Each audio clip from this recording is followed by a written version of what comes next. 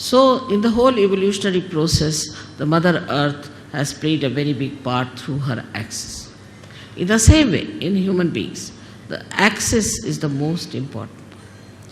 That's the main principle of life we have got, is our axis. We have to stand on our axis. Those who do not stand on their axis, stand more towards the left or towards the left, are capable of complete destruction. Because either they will be destroyed by too much of right side or too much of left side. So our axis has to be properly dealt with. Now those people who do not have a proper axis can have problems of different chakras, of different kind of quality in a person.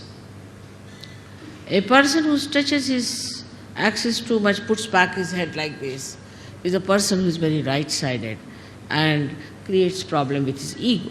And the one who absolutely bends down like a slavish person also is a person who goes towards his destructiveness. Now there's a big problem between these two types of people, one trying to dominate another, and when they start dominating another person, they actually destroy themselves as well as destroy the ones whom they are dominating. For example, now we have seen that we had Britishers who came here and ruled us. We have seen the French went and ruled some other people. Then there are Portuguese who went and ruled some other people. But everything that they did to dominate and all that has double reactions. First of all, by their domination, say, Indians became very slavish. Indians become, even today, they are extremely slavish and they do not have that independent axis as they should have. Extremely slavish people they are. Especially I see in the West, I'm surprised when the Indians go from here. I find they are so very slavish. They try to sort of do all kinds of slavish acts to please the white-skinned people. The white skin became sort of a very adorable stuff in it. That added to the ego of the whites. Added to the ego of the whites, and today you see what's happening is all that ego is destroying them. They are on the verge of destruction because of their ego. So it is so unnatural and it is so superficial. One has to understand that what is the best within a human being is his axis. And everybody has an axis, and one must respect the axis of every person. In Sahaja Yoga, I don't know you by your faces so much. I know you by your chakras, by your sushumna, what sort of a sushumna you have. If you have a deep sushumna, I know you as a deep person.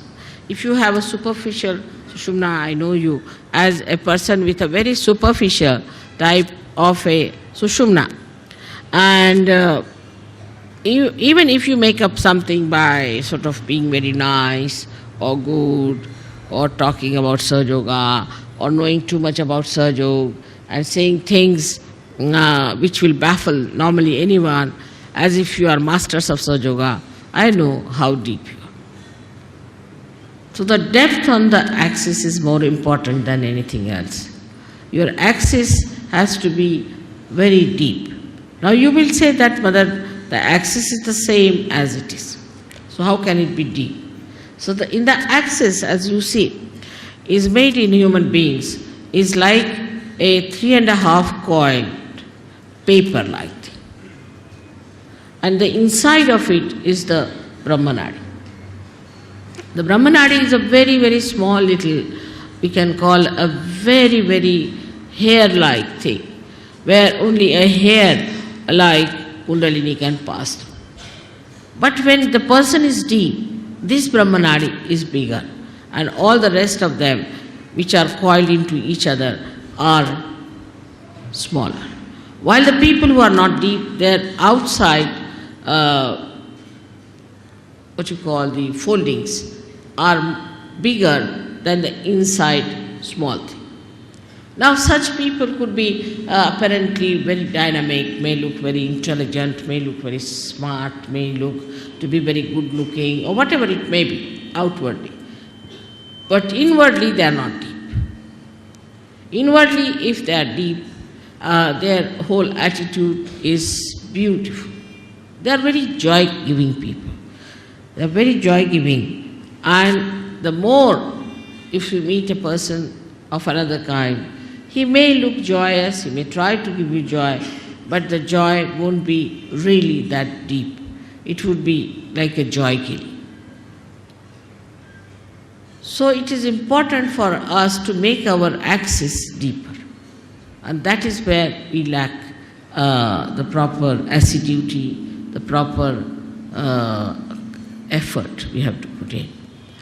Now some people have automatically very deep axis. And some people have very, very, what should you say, a very constricted type of the axis. This axis has to be grown. Now when you come for my puja and all that, I do expand it, I agree. But it is a temporary thing. To retain it at that point, one has to work at home, in the collective also. One has to work very much at home with meditation. But it should be done seriously. It should not be just a joke, to be frivolous, to be stupid. That's not the way. It should be done very seriously in the meaning that it is a devoted task you have taken. It's a meditative thing. It's a prayer to God. We can call it, it's a puja to God. It's to be done with that reverence. Because reverence is the key of achievement. If you have no reverence about yourself and no reverence of others, then it cannot be done. But first you must have reverence for your own life. What am I doing with my life? Where am I wasting it? Why should I waste it? Why should I be deep? After all, there must be some purpose of my life. Am I serving my purpose? Am I doing that? All these things, if they pop into your head, then you will understand it's very easy to fight out your ego. Because normally on small things people fight. I have seen that in Sahaja Yoga also, people fight on things like, it's so useless, absolutely useless. To me, it sounds stupid to even mention the way people fight over small things and quarrel. But a deep person, even if he doesn't speak much, even if he doesn't show off much, even if he doesn't sit in the front line, he expresses himself through his depth, because I can work out better through that.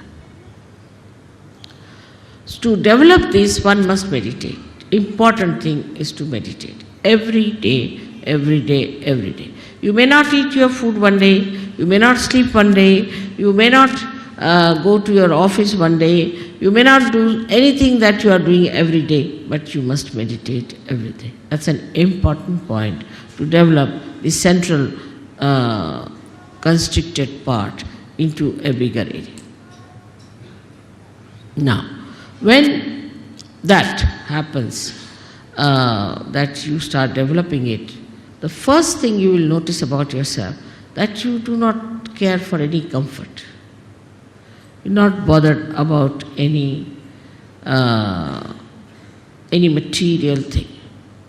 Whatever it is, you are above it. You just don't bother your head. Let it be. You just don't want to put your neck into a thing where you do not belong. You just get out of it and you think that, oh God, this is too much for me. I just don't care for it. So your whole attention now moves inward. When the attention starts moving inward, then it expands more. This is the inner part, which is called as the Brahmanadi, and starts expanding and expanding. Now, in small things also, say for example, if I have not mentioned somebody and mentioned somebody else, then they feel, oh, why didn't mother mention my name? It's too small a thing that it doesn't matter. As long as you have a deep axis, you are with me, I am with you, absolutely one with each other. But these outward things are, oh, she gave a nice sari to another one, she never gave us a sari, she didn't do this, didn't do that. All those things, if it comes to your head, that means absolutely is true that there is something lacking within you.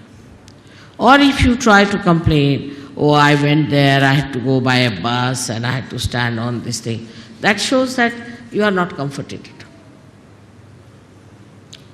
This widening comforts you. That's the comforting thing. And that really makes you feel so comfortable in any circumstance, in any position, in any lifestyle. And you do not want to have any other comfort. And this one has to develop through meditative effort. Secondly is, we have to know that Sahaja Yoga as it is today is a collective happening. I find, especially among Indian men, they never do any work with their hands, which is a wrong thing. Because they don't use their hands at all, their collectivity is poor, very poor. Indians have the worst collectivity. If you have an ashram, I don't know why should we build an ashram, nobody is going to stay there. They want to have their own houses, their own families, their own children. They are the worst of all for collectivity. The reason is Indian men never do any work with their hands. They cannot nail one nail. There are many like that. Leave alone repairing anything. They will stand with their hands on their hips and would just tell work to other people. See, there's a Marathi saying, very interesting, untavarun sheळ्या हाकणे. That is to sit on a camel and to drive the goats. So that is very typical of Indian men.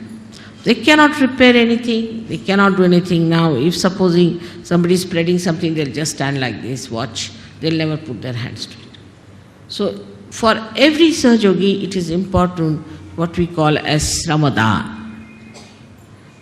They have to do some Sramadan. Sramadan means the giving of some labor.